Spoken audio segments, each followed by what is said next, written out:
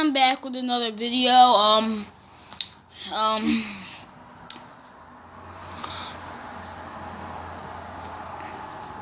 The history of Pokemon Episode 2, Conquering the World.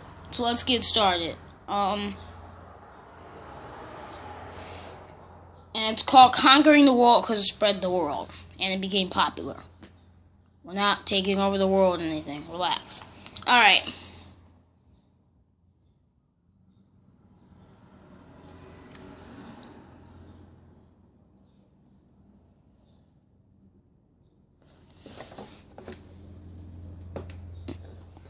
Alright, let's see here.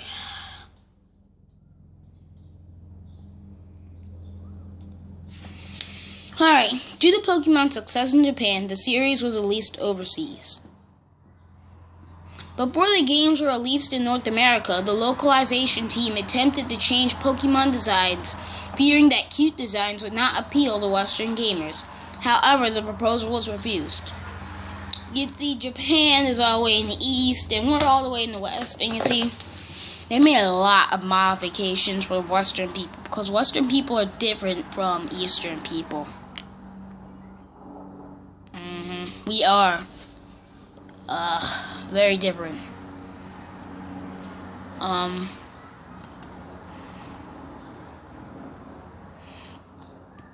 So North America received red and blue versions. And remember, the first two Pokemon games were red and green, remember? Back in taking over Japan, the original games in the Japanese area, but Generation 1 Japanese version were red and green versions.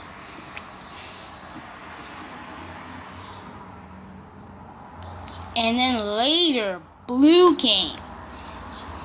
Now they're basically taking blue, putting it together with red, sending it to the other parts of the world, and leaving green behind.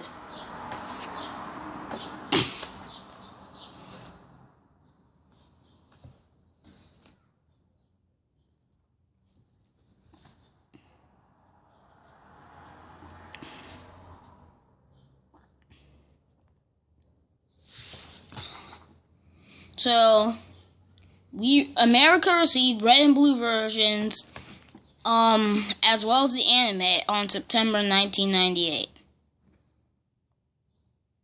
And anime on the 7th, and the games on the 30th.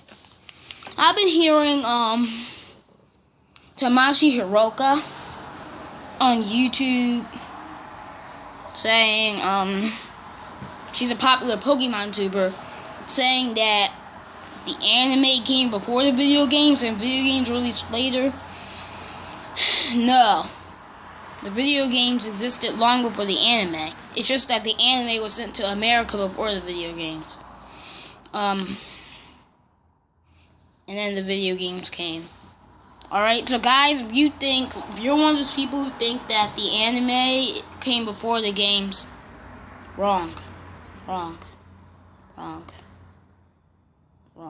Which means that there was no Pokemon, never mind, because there are a lot of Johto Pokemon in the anime that weren't in red and blue, so y'all think you left Pokemon behind.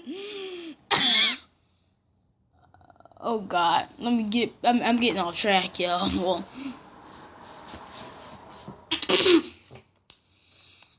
the anime came to America before the video games. But those video games were already developed. They were just not translated and sent to America yet.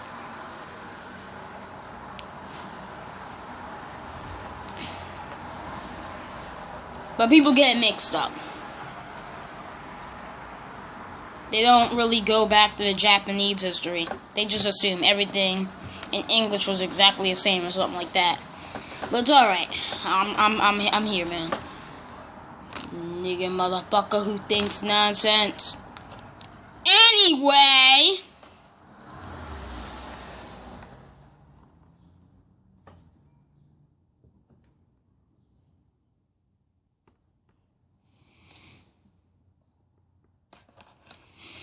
and soon everywhere else began to play the games on the Game Boy under the slogan, "Gotta catch 'em all." The trading card game was also introduced to North America on January 9th, 1999.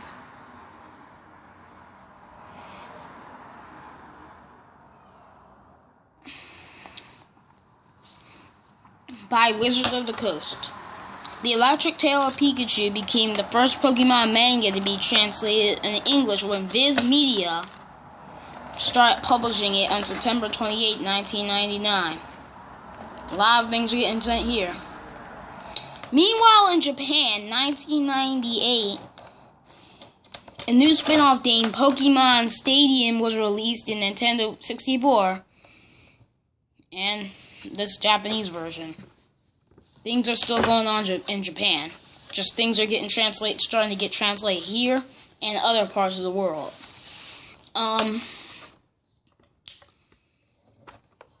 And the game sucked because it only featured 42 Pokemon of the full 151 Pokemon! Well, at that time there was only 151. Obviously, when later generation came, more Pokemon were, developed and added. Now we have more. I'll get to that. We're not in Gen 2 yet, and we're not going to get into Gen 2 in this episode. We're still in Gen 1. This game proved commercially and critically unsuccessful. No duh.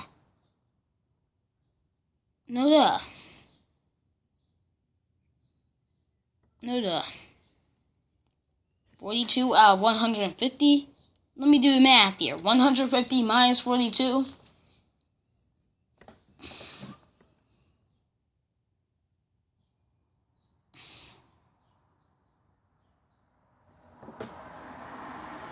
I suck at... just kidding.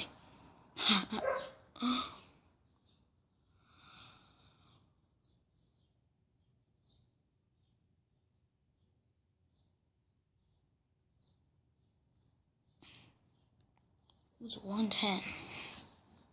Not 110.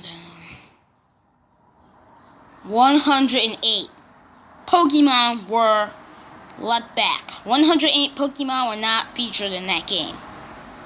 There were 108 Pokemon who were not in that game. 108. And at the time, that's a lot. That's the majority at the time. Now today, 108 is nothing. But back then, nowadays 108 is nothing compared to the amount of Pokemon today. Back then, there was only 151. So yeah, that I don't really like spin-off games. They just ruin everything.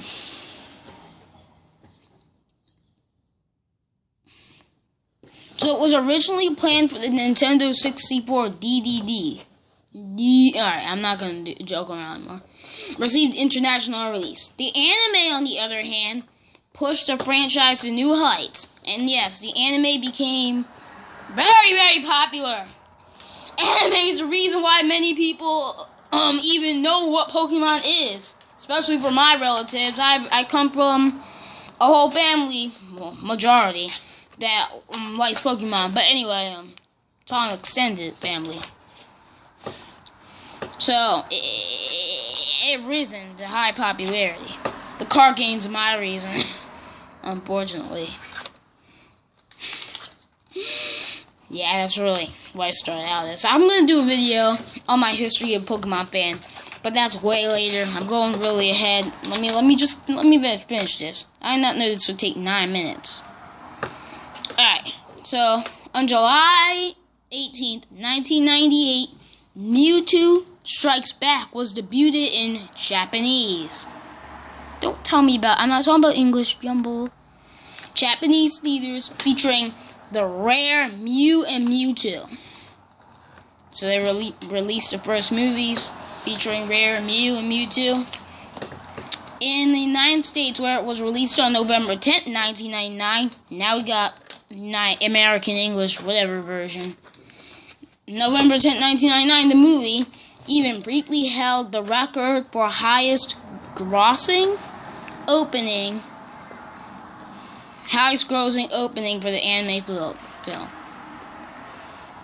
Plans soon started for a game based on the anime. The anime risen a high popularity. It was the reason, like I said, the reason why many people even know what Pokemon is.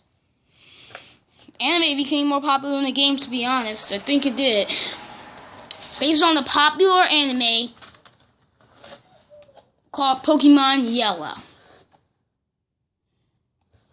And Pokemon Yellow version was released on September 12th, 1998 in Japan, October 25th, 1999 in North America and Europe. In Pokemon Yellow, allowed trainers to take the role of Ash Kanto, with anime-style graphics for each Pokemon and Pikachu by their side. Doesn't go into Pokeball, just like the anime. I like red, blue, and I would have to play Japanese green, but alright guys, please rate, comment, and subscribe.